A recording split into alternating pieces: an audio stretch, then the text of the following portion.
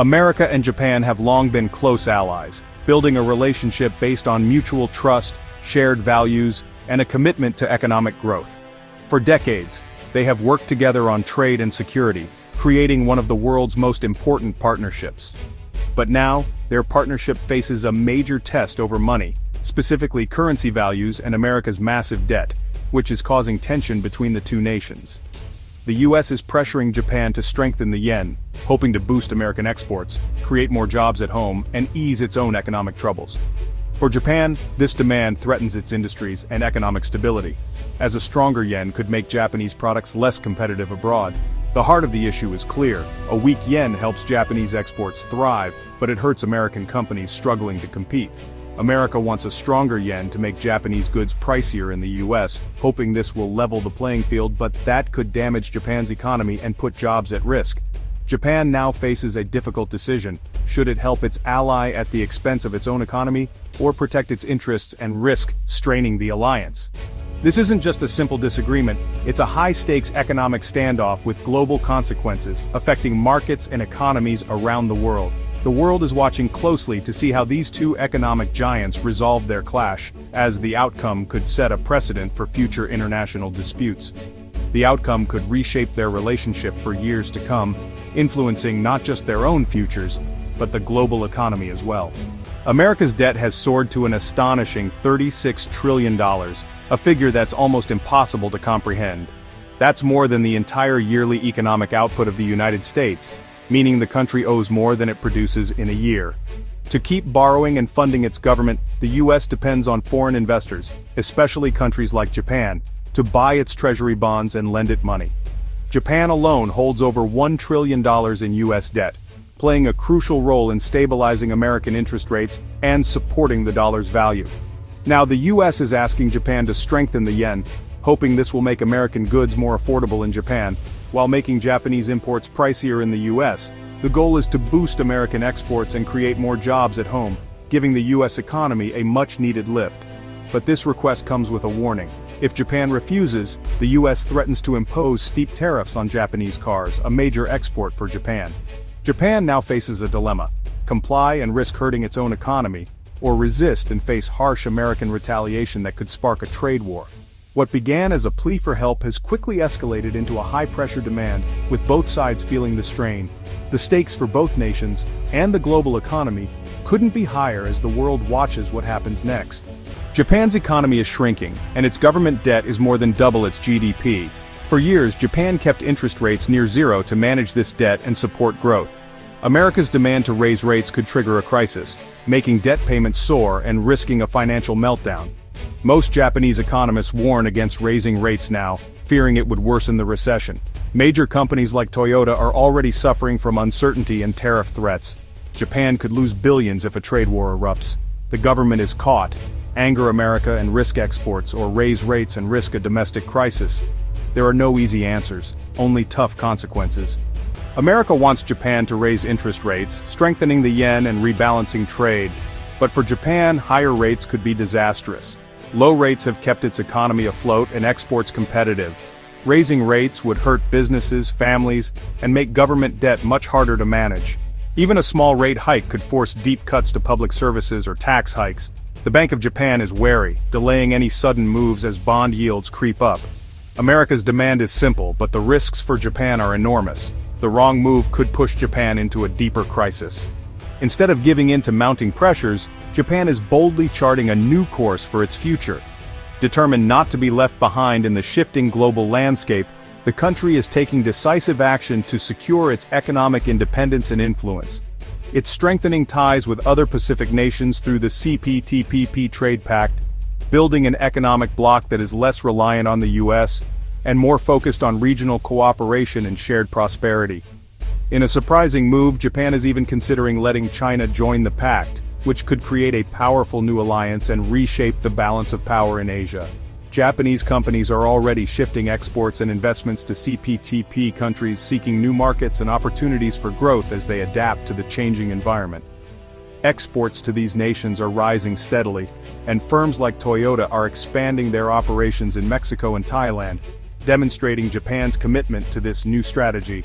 Meanwhile, Japan's finance minister has hinted at using its vast U.S. Treasury holdings as leverage, threatening to sell and potentially raise U.S. interest rates if necessary.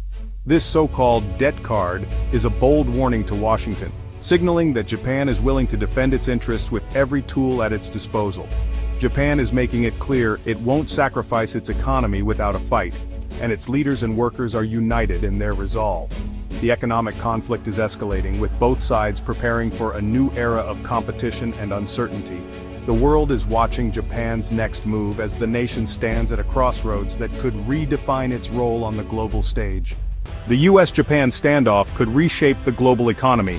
If their alliance fractures, it could trigger new economic blocs and rivalries, especially if Japan partners with China. A Japanese sell-off of US debt could shake global confidence in the dollar and spark a financial crisis. The world's economies are deeply connected. Trouble in the US or Japan would ripple everywhere. The dollar's role as the world's reserve currency is at stake. This conflict tests whether old alliances can survive in a world of rising debt and nationalism. Japan's bold moves show nations may no longer play by old rules. The choices these countries make now will define the next era of global economics. The world waits to see which path they choose. The dust settles, but nothing is the same. Japan's counterstrike, offloading a significant portion of its U.S. Treasury holdings, sends shockwaves through global markets. The dollar tumbles and financial centers from London to Hong Kong scramble to respond. Gap 2S. Central banks worldwide rush to stabilize their currencies. Investors flee to gold and digital assets seeking safe ground. In Washington, leaders convene emergency meetings, racing to restore confidence. Meanwhile, Tokyo faces its own turmoil as market volatility tests the resilience of its economy. Gap 2S. Old alliances fracture further. Some nations side with the US, others drift towards a new Asian financial bloc led by Japan and China. Trade policies shift overnight. The rules of global finance are rewritten in real time. Gap 2S. For ordinary people, the impact is immediate. Borrowing costs rise, savings shrink, and uncertainty grows. The world enters a new era, one defined by rivalry, adaptation, and the search for stability in a changed economic landscape. Gap 2S. As headlines warn of a new financial order, the question remains, can global cooperation emerge from chaos, or will division define the future? Across the globe, governments and financial institutions scramble to adapt to the new reality. In Europe, policymakers debate emergency stimulus packages, while the European Central Bank considers unprecedented interventions to shield the euro from further shocks. In the Middle East, oil-exporting nations reassess their dollar reserves, exploring alternative currencies for trade. Emerging economies, from Brazil to South Africa, confront rising inflation and capital flight, their currencies battered by the turmoil. Some nations impose capital controls, hoping to stem the outflow of funds, while others seek new alliances and trade agreements to reduce their dependence on the dollar. Multinational corporations, caught in the crossfire, rush to hedge their risks, relocating assets, renegotiating contracts, and diversifying supply chains. International organizations like the IMF and World Bank are called upon to mediate, offering guidance and emergency funding to the hardest-hit nations. Yet amid the chaos, some see opportunity. Financial innovators push forward with new technologies, proposing decentralized currencies and digital trade networks. Regional blocs form, exploring shared policies to weather the storm. As the initial shockwaves settle, the world faces a critical juncture. Will global leaders coordinate a collective response, or will economic nationalism and fragmentation become the new normal? The answers, still unfolding, will shape the future for years to come. As the dust begins to settle, the world stands at a crossroads. Out of the chaos, several possible futures emerge, each shaped by the choices made today. In one scenario, global leaders unite, forging new international agreements to stabilize currencies, regulate digital assets, and foster economic cooperation. The dollar's dominance gives way to a more balanced system, with regional currencies and digital platforms sharing the stage. Trade recovers, investment flows resume, and a new era of global collaboration dawns. But another path reveals a fractured world.